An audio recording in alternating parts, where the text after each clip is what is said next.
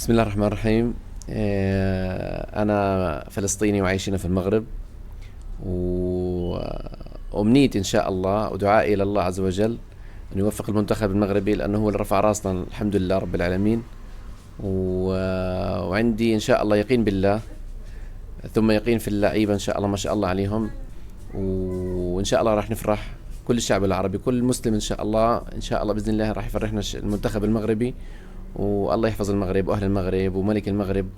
وإحنا كفلسطين أنا بتكلم بالنسبة يعني عن أهلي كلهم في فلسطين، نعشق حاجة اسمها المغرب وشعب المغرب، والله ينصركم يا رب في الكورة في كل المجالات إن شاء الله، مش بس في الكورة. إن شاء الله الله يسعد المغرب وأهل المغرب.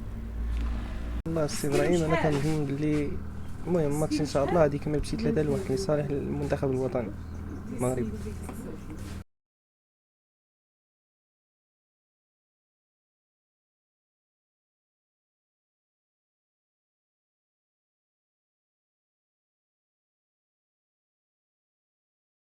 القواعد ديال المنتخب والاسبان كنظن بلي غادي يخرج شي تعادل ولا 1-0 بالنسبه للمنتخب ديالنا، هو اللي غادي يربح.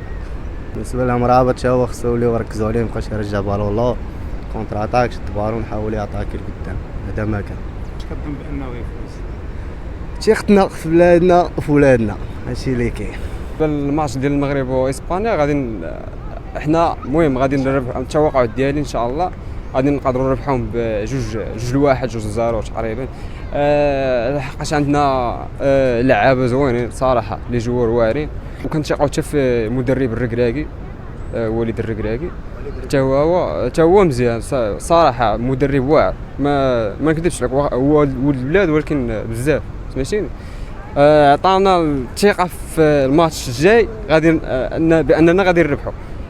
بسم الله الرحمن الرحيم. طبعا توقعاتنا ان شاء الله كنتمناو من ربي انه الفوز للمنتخب الوطني ان شاء الله بجوج اهداف لا شيء، وان شاء الله غادي 2018 كيف ما داروا لنا وظلمنا الحكم، وهاد السنه هذه ان شاء الله غادي نعدلوا الكفه والفوز للمغرب. وعاش الملك وعاش الملك وعاش الملك.